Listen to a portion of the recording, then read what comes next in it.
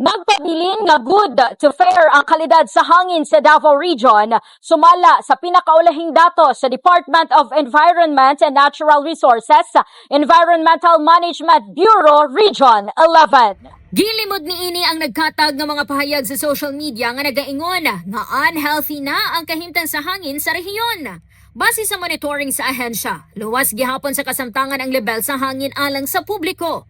Ang mga datos gikolekta gikan sa ilang monitoring stations sa Kalina National High School sa Davao City, Tagum National Trade School sa Tagum City, Davao del Norte ug sa Malita Power Incorporated sa Malita, Davao Occidental.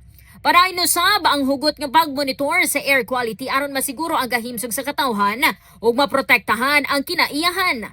Gitanaw sa ahensya ang level sa particulate matter sama sa PM10 o PM2.5. Lakip na ang sulfur dioxide aron matimbang ang kahimtang sa hangin.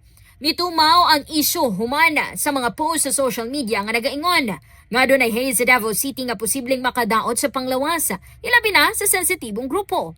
Apan, klaro nga giingon sa mga otoridad nga walay basihan ang maong mga pahayag sumala sa kasamtangang monitoring data.